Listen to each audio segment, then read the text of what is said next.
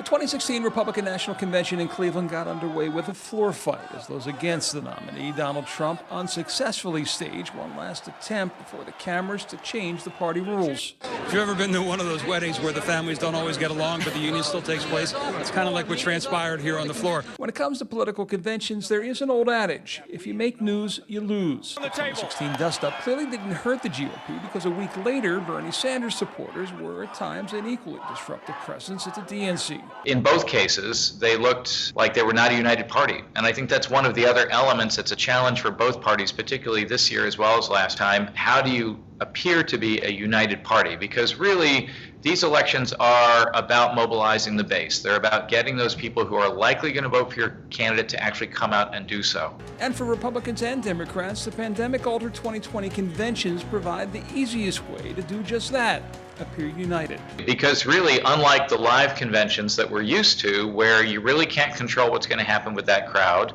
there's a less control over how long each speaker will speak, which affects your timing and prime time. This one can be carefully scripted. I mean, think last week, that first night, where they had the up-and-coming Democrats, each with 1 minute, and they strung them together in 1-minute segments, and it succeeded.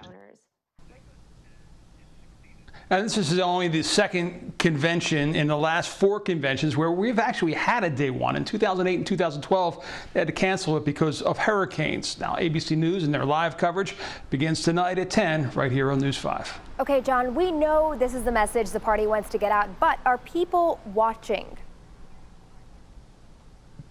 We're seeing ratings for the 3 broadcast networks and cable networks down around 18% this year over 4 years ago with the DNC.